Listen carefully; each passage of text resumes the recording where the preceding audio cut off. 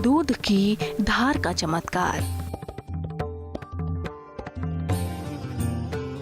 पितृदोषों से मिलेगी निजात, पितरों को मिलेगी मुक्ति, खुल जाएंगे बैकुंठ के द्वार।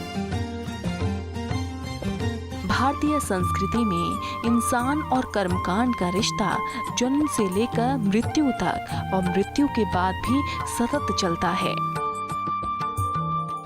धर्म यात्रा में आज न्यूज स्टेट आपको ले चलेगा उस तीर्थ की यात्रा पर जिसे मोक्ष का द्वार कहा जाता है, जहां आत्मा से परमात्मा के मिलन के लिए प्रार्थना होती है। कुल 84 लाख योनियों में मनुष्य योनि सर्वश्रेष्ठ योनि मानी गई है। मनुष्य योनि पाने के बाद आत्मा का अंतिम लक्ष्य मोक्ष प्राप्ति माना गया है और जिन तीर्थों में मोक्ष के लिए कर्मकांड का विधान है उसमें उज्जैन के सिद्धवट का खास स्थान है। पितृपक्ष के दौरान सिद्धवट में पूरे देश से लोग आते हैं और उनकी ये यात्रा शुरू होती है शिप्रा नदी के तट से। महाकाल की नगरी उज्जैन, जहां कण कण में बाबा महाकाल विराजमान हैं। इसी नगरी के भैरवगढ़ में शिप्रा नदी के तट पर बना है वो सिद्ध स्थान जिसे भक्त सिद्धवट के नाम से पुकारते हैं। मान्यता है कि यहाँ सिर्फ एक लोटा दूध आपकी हर मनोकामना को पूरी कर सकता है। उज्जैन का भैरवगढ़ सिद्धवट तीर्थ स्थल के नाम से पहचाना जाता है। सिद्धवट तीर्थ स्थल माँ पार्वती के नाम से जाना जाता है और मोक्ष के लिए गया के साथ में सबसे बड़ा तीर्थ स्थल है। गया के समतुल यहाँ की मान्यता है। सबसे पहले जो आप स्क्रीन पर देख रहे हैं ये वृक्ष, इस वृक्ष को ही सिद्धवट तीर्थ स्थल कहा जाता है। सिद्धवट तीर्थ स्थल में इस वृक्ष की एक अलग ही महिमा है, एक अलग ही मान्यता है। त्रेता युग में माँ पार्वती ने इस वृक्ष को भगवान शिव का स्वरूप मानकर पूजा अर्चना की थी। भगवान सिद्धवट के इस पवित्र धाम में एक लोटा कच्चा दूध चढ़ाने का बड़ा महत्व है। वैसे तो भक्त रोजाना ही बड़ी संख्या में यहाँ आकर भगवान सिद्धवट को प्रसन्न करने की कोशिश करते हैं, लेकिन पितृ पक्ष में इस दिव्य स्थान की महिमा और बढ़ जाती है। कहते हैं यहाँ दूध चढ़ाने से पितरों को मोक्ष की प्राप्ति होती है। इसके लिए यहाँ पितरों का तर्पण किया जाता है। इसके साथ ही काल सर्पदोष से मुक्ति पाने के लिए भी यहाँ खास पूजा की जाती है।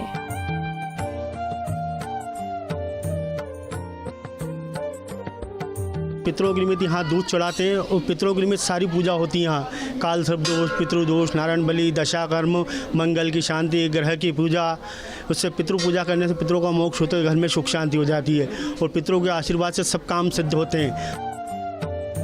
पितृ पक्ष को लेकर मान्यता है कि यमराज भी इन दिनों पितरों की आत्मा को मुक्त कर देते हैं ताकि 16 दिनों तक वो अपने परिजनों के बीच रहकर अन्न और जल ग्रहण कर संतुष्ट हो सकें।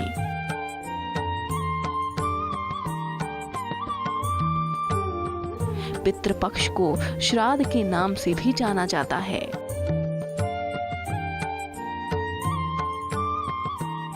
इस दौरान पितरों का श्राद्ध और तर्पण किया जाता है। पुराणों के अनुसार मृत्यु के बाद पिंडदान करना आत्मा की मोक्ष प्राप्ति का सहज और सरल मार्ग है। कहते हैं जब मनुष्य का जीवन मिलता है तो कई प्रकार के ऋण होते हैं। इनमें मनुष्य पर देव ऋण, गुरु ऋण और पितृ ऋण होते हैं।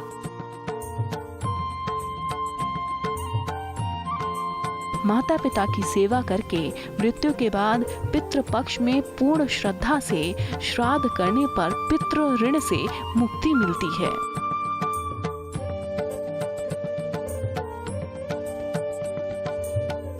पिंडदान देश के कई स्थानों पर किया जाता है। लेकिन उज्जैन के सिद्धवट में पिंडदान का एक अलग ही महत्व है। ऐसा माना जाता है कि सिद्धवट धाम में पिंडदान करने से 108 कुल और 7 पीढ़ियों का उद्धार होता है।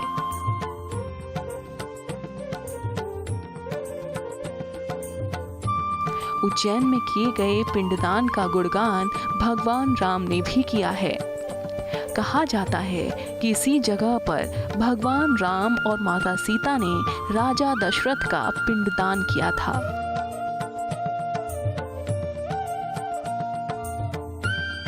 गरुड़ पुराण के अनुसार यदि इस स्थान पर पिंडदान किया जाए तो पितरों को स्वर्ग मिलता है।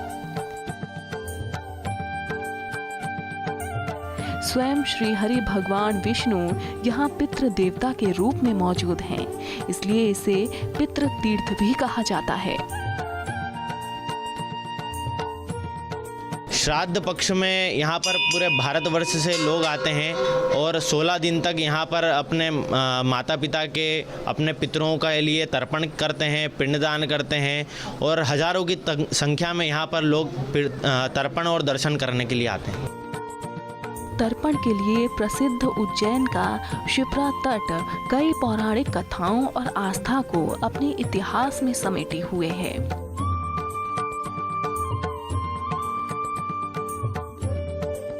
कहते हैं यहाँ के सिद्धवट घाट का महत्व बिहार के गया जी के बराबर है।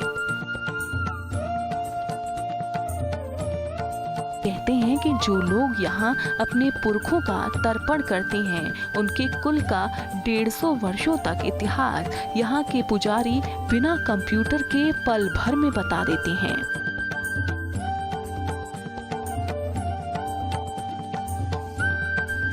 देखिए, जिस प्रकार से हमारे पुराणों में उल्लेख आता है कि अवंतिका श्राद्ध गया श्राद्ध फलमस्तु, मतलब अवंतिका में किया गया श्राद्ध गया जी में किए गए श्राद्ध के समतुल्य फल प्रदान करने वाला है। इसके लिए जिन लोगों की जहाँ भावना रहती है वो लोग, जिन लोगों को जहाँ पर सुविधा रहती है वो लोग वहाँ पर चले जाते हैं, लेकिन फिर भी अवंतिका में श्राद्ध करने का एक बहुत अलग महत्व है। इससे पितरों को अक्षय तृप्ति की प्राप्ति होती है, पितरों का मोक्ष होता है, पितर संतुष्ट होते हैं। उज्जैन के रामघाट सिद्धवट घाट में बड़ी संख्या में लोग अपने पितरों का तर्पण करने पहुंचते हैं। मान्यता है कि शिप्रा नदी किनारे सिद्धवट घाट पर पूर्वजों का तर्पण करने से गया जी के बराबर पुण्य फल मिलता है।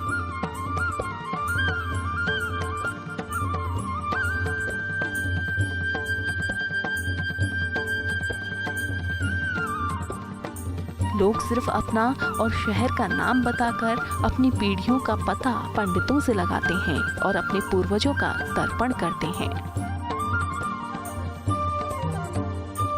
इस आधुनिक युग में भी बिना कंप्यूटर के 150 वर्ष पुरानी पोथी पर काम कर रहे पंडित चुटकियों में जजमान के परिवार का लेखा जोखा सामने रख देते हैं।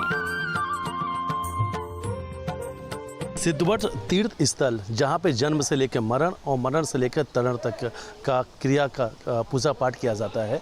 और सबसे पहले माँ क्षिप्रा है, यहाँ पे माँ क्षिप्रा के बिल्कुल तट पर सिद्धवट तीर्थ स्थल बना हुआ है। और हम और नज़दीक से देखना चाहेंगे कि वो जो वृक्ष है बिल्कुल माँ क्षिप्रा के तट पर ही है और यहीं पे माँ पार्वती ने भगवान शिव के स्वरूप में इस वृक्ष का पूजा अर्चना किया था। तो सिद्धवट तीर्थ स्थल का उतना ही महत्व है जितना गया का है। और यहाँ पे श्राद्ध में लाखों लोग भारत के अलग अलग हिस्सों से यहाँ पर पिंडदान के लिए पहुँचते हैं। मान्यता है कि उज्जैन में भी पिंडदान, तर्पण और श्राद्ध का उतना ही महत्व है जितना महत्व गया जी का है।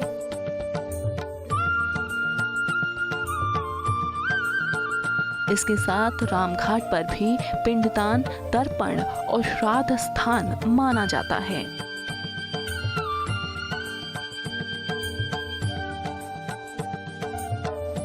पितृपक्ष में हजारों लोग अपने पूर्वजों को जल दूध से तर्पण और पिंडदान करते हैं।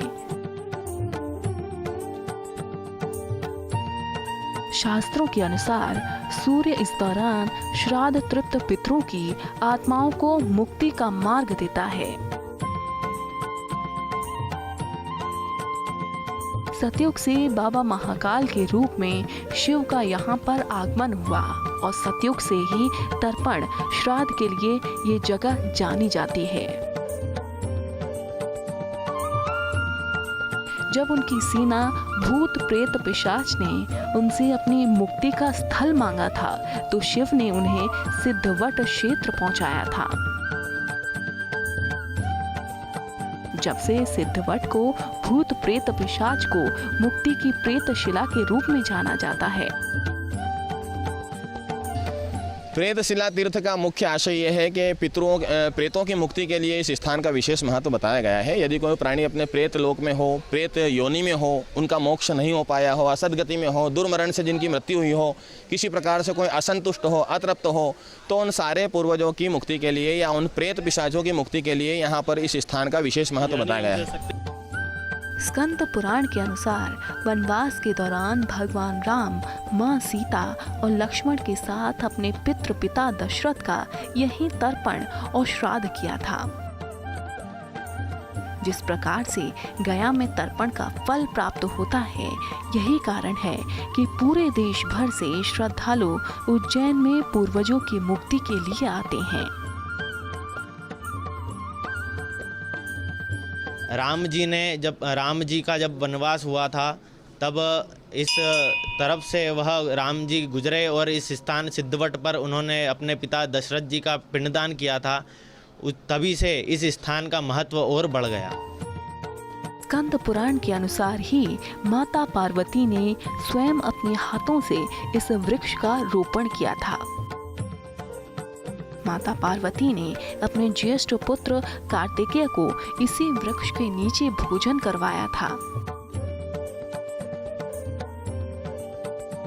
इसके पश्चात देवताओं ने भगवान कार्तिकेय का सेनापति पद पर अभिषेक भी इसी वट वृक्ष के नीचे किया था।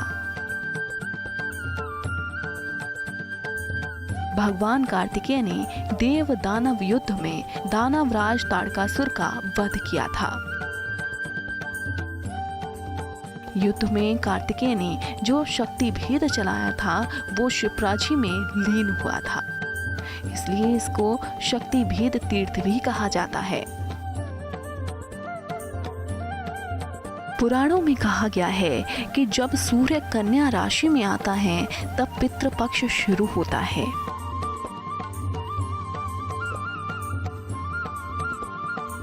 मान्यता है कि मृत्यु के देवता यमराज जीव को मुक्त कर देते हैं। श्रवण पूर्णिमा से अश्विनी अमावस्या तक पितृलोक पृथ्वी के सबसे करीब होता है। मृत्यु लोक में आए पितर कुशा की नोकों पर विराजमान होकर अपने अपने स्वजनों के यहाँ बिना आह्वान किए भी पहुँचते हैं और उनके द्वारा किए गए तर्पण और भोजन से तृप्त होकर उन्हें आशीर्वाद देते हैं।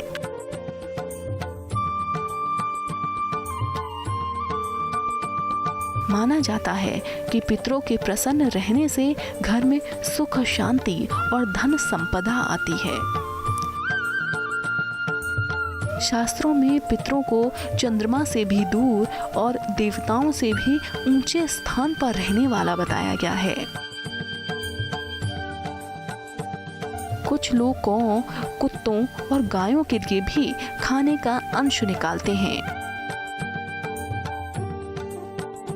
मान्यता है कि कुत्ता और कौआ यम के नजदीकी हैं और गाय वैतरणी पार कराती है।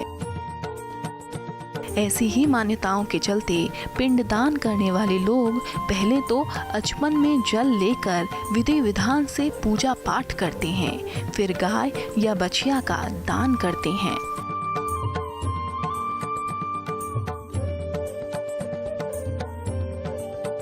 शास्त्रों में उल्लेख मिलता है कि कौवा एकमात्र ऐसा पक्षी है जो पितृदूत कहलाता है। मान्यता है कि दिवंगत परिजनों के लिए बने भोजन को अगर ये पक्षी चख ले तो पितृ तृप्त हो जाते हैं। श्राद्ध पक्ष में कौवे दिवंगत के हिस्से का भोजन करते हैं, जिससे पितरों को शांति मिलती है। मान्यता है कि मृत्यु के बाद आत्मा जब देह छोड़ती है तो जागृत, स्वप्न, सुसुप्ति की स्थिति के अनुसार 3 दिन के भीतर वो पितृलोक चली जाती है।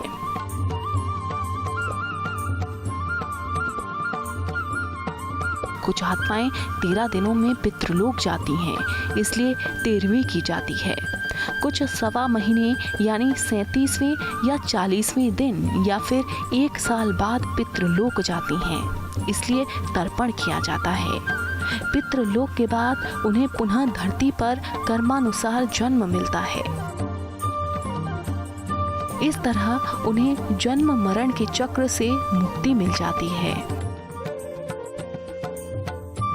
पुराणों में मृत्यु के पश्चात आत्मा की 3 स्थितियां बताई गई हैं। पहला अधोगति यानी भूत प्रेत पिशाच आदि, दूसरा स्वर्ग प्राप्ति और तीसरा मोक्ष।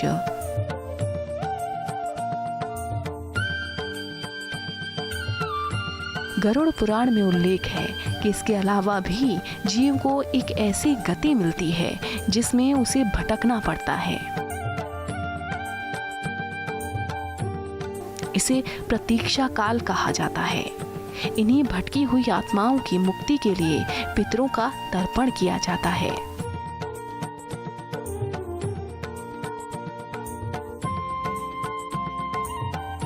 पितृपक्ष में सिद्धवट घाट में आपको जगह जगह श्रद्धालु पंडों के साथ बैठे मिल जाएंगे, जो उनसे रेत के पिंडे बनवाते हैं और उनका धार्मिक अनुष्ठान पूरा करवाने में सहयोग करते हैं। वैसे तो दुनिया भर की नदियों में तर्पण किया जाता है, लेकिन सिद्धवट में तर्पण करने से पुरखों की आत्मा को सुख मिलता है। श्राद्ध और पिंडदान सिद्धवट में वैसे तो साल भर चलता रहता है, लेकिन पितृपक्ष, जिसे पितरों का पक्ष भी कहा जाता है, जो 17 दिनों का होता है।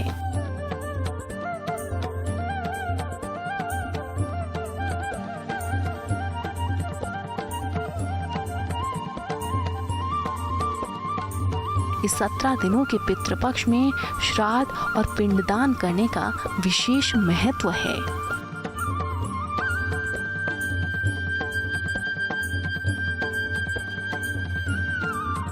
हर साल भाद्र पक्ष की अनंत चतुर्दशी से अश्विनी पक्ष की अमावस्या तक 17 दिनों का पितृपक्ष लगता है।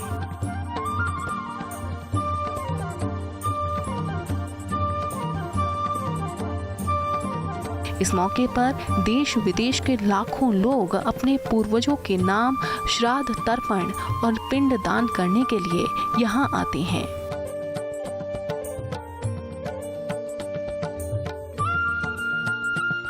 ऐसी मान्यता है कि पिता का श्राद्ध करके पुत्र अपने पितृ ऋण से हमेशा के लिए मुक्त हो जाते हैं।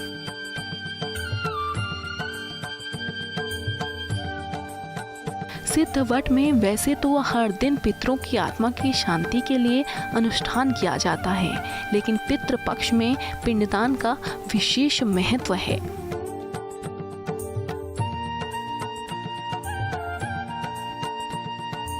इस स्थान पर आम हो या खास, सभी को मुक्ति यहीं आकर मिलती है। विष्णु पुराण के अनुसार पिंडदान के वक्त ब्राह्मण को भोजन कराना जरूरी है।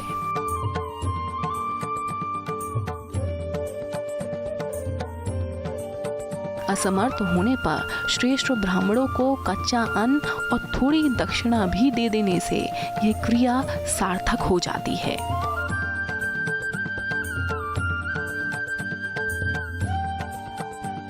यदि कोई इंसान इतना भी नहीं कर पाए तो सिर्फ 8 तिलों से ही तर्पण किया जा सकता है।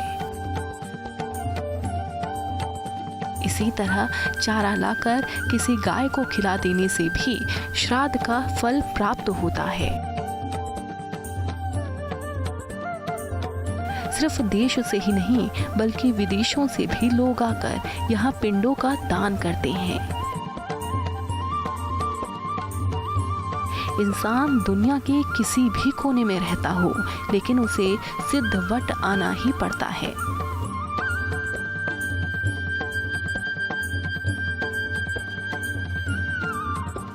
चौवन वेदियों के संस्कार से पुण्यात्मा का साक्षात्कार करवाना ही होता है। युगों युगों के ऋण से उसे मुक्त कराना ही होता है। उनके वैकुंठ यात्रा का मार्ग प्रशस्त करना ही होता है। तब जाकर पितरों को जन्म जन्मांतर के बंधनों से मुक्ति मिलती है और परिवार वालों को भी अलौकिक सुख का एहसास होता है।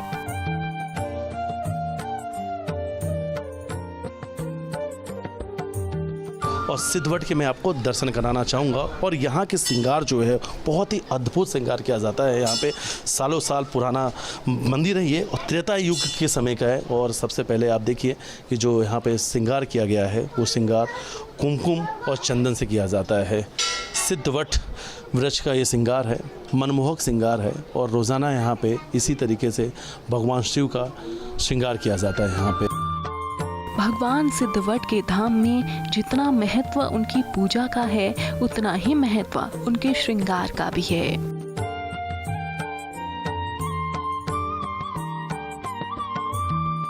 भगवान के श्रृंगार की परंपरा के तहत पहले भगवान सिद्धवट को मुखौटा पहनाया जाता है।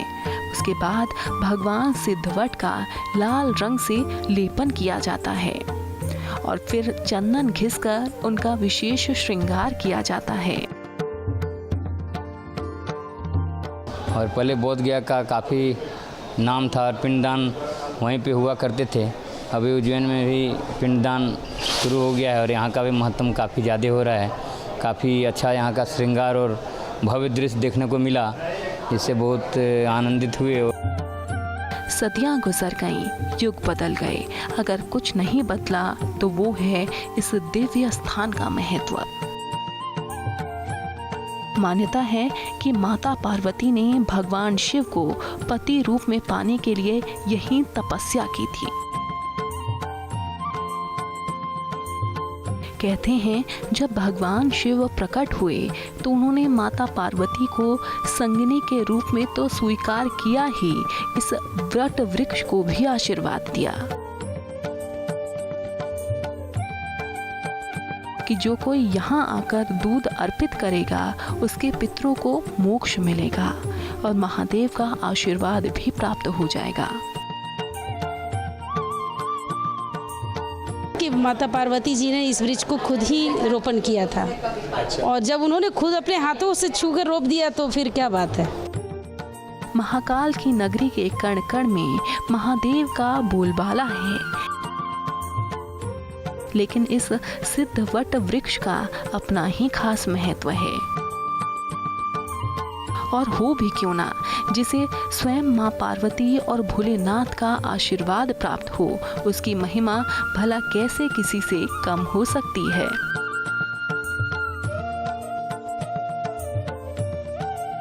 Team news state.